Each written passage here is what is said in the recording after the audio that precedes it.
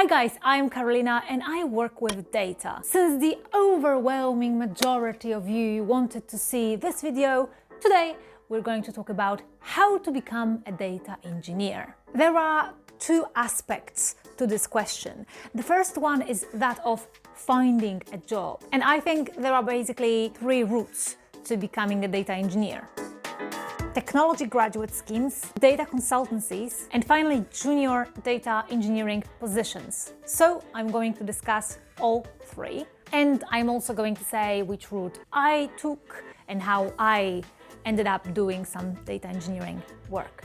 And then the second aspect of the question, how to become a data engineer, is what skills do I need to start applying for jobs? So I will talk about this as well. Ready? Let's get started. The first route are technology graduate schemes. If you don't know what tech grad schemes are, basically these are jobs for fresh uni graduates. This route has one major advantage, namely your skills are not very important. So even if you're a total beginner who can barely write a for loop like I was, you still have a pretty good chance of landing a job, especially if you have good communication skills, teamwork skills, aptitude for learning and all that, because the company invests in your potential, in the future you. This route has also one major disadvantage.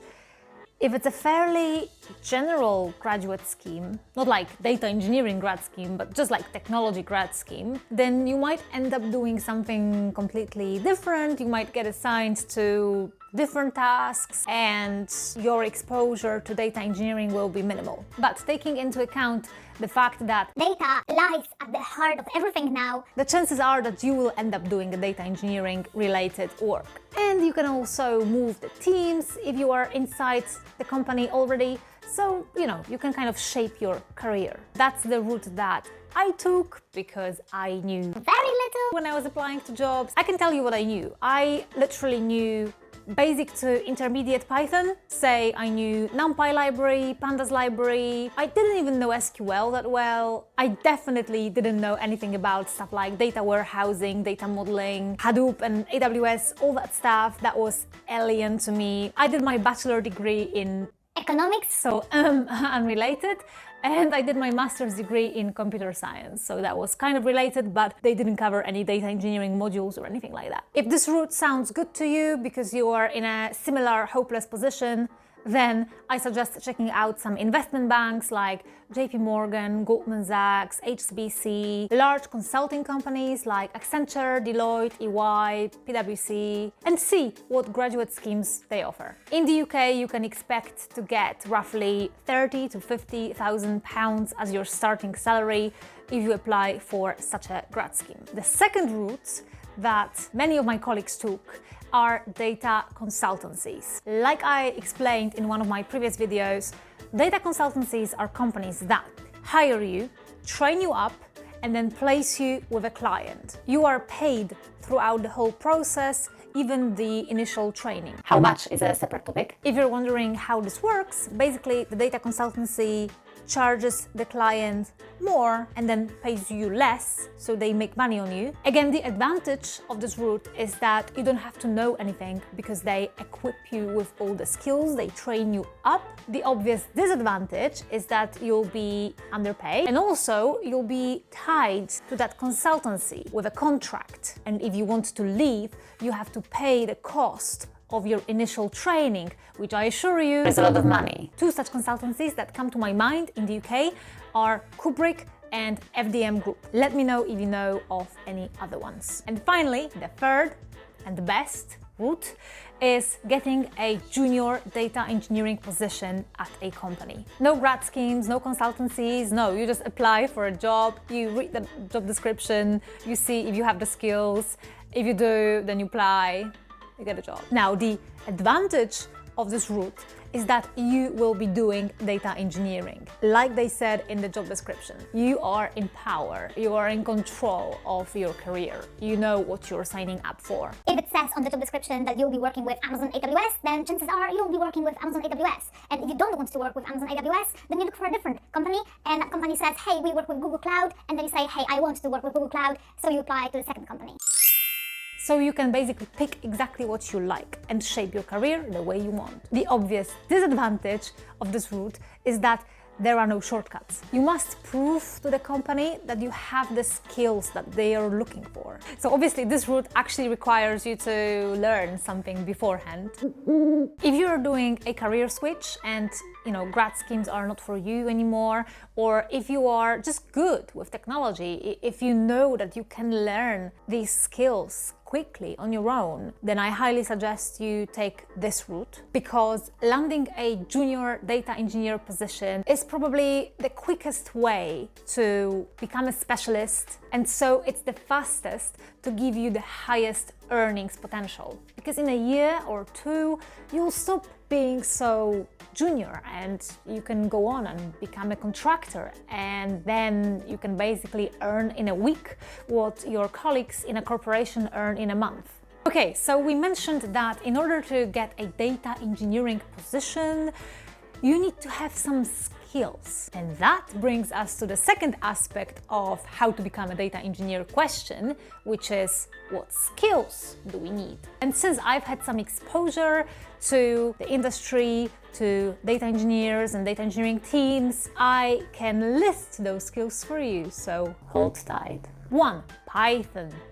Course. But you might be asking, how much Python is enough Python? I've gone through a couple of courses and I don't know, is my Python good enough? I would say stop doing courses and tutorials after you know how to write an if statement, a for loop, function, and you can distinguish between various data types, and then do your own project. Little data engineering project. If you feel a little bit lost and unsure if you can do it on your own, then you can follow my data engineering project, where we go through the whole ETL process on Spotify data. But it would be best if you could just download your own data, pick your own API, say YouTube API, download the data, put it in a Pandas data frame and just display it.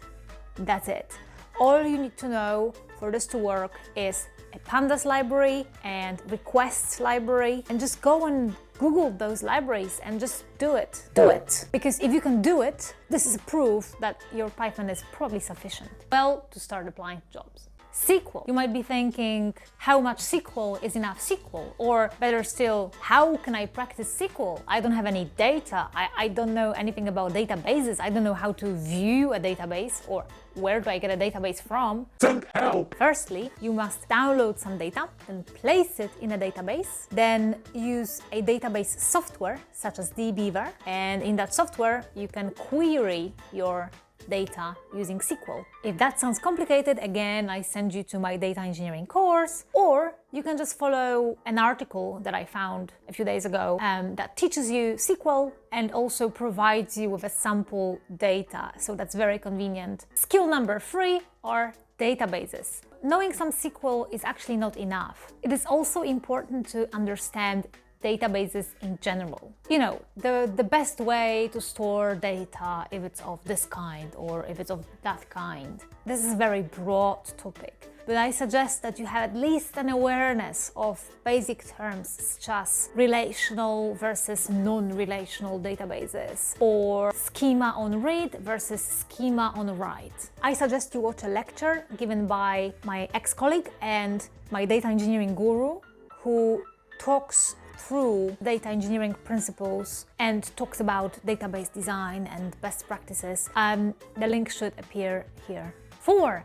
Linux. I think it's pretty critical that you know a little bit of Linux. You might think that no one uses Linux anymore and there is no point, but I disagree. If you're going to work on virtual machines, which is quite often the case for data engineering positions or data positions, you will need to know a little bit of Linux. For example, when I was working with Hadoop, I really had to know some Linux in order to do anything on Hadoop.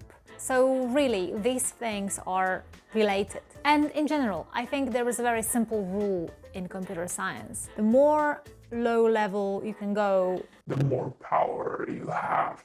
Besides, in Linux, you can do really cool things. For example, trying to save that person on a flying train when you type SL instead of LS. Send help! Or you can just look cool in front of your friends. There is, of course, more to data engineering than this. But data engineering is done in many different ways at various companies.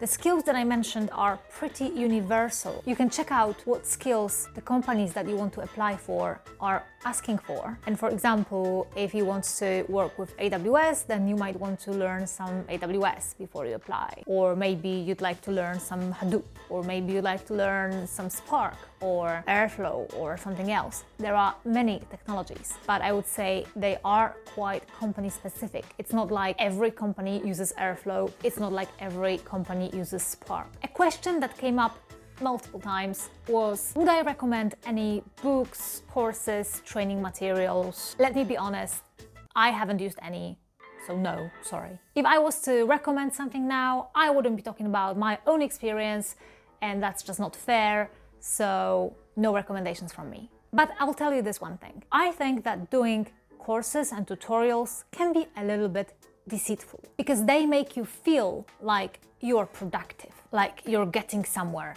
Next video, tick. But in reality, are you actually learning something? The tutorial trap is a common thing, so try to avoid it. Amen. I hope this was useful. If it was, then please don't forget to leave a like and hit the subscribe button for more content about data engineering, machine learning, but also psychology and philosophy. Yes, we are all well-rounded individuals here. Thanks for watching, and I'll see you next Thursday. Bye!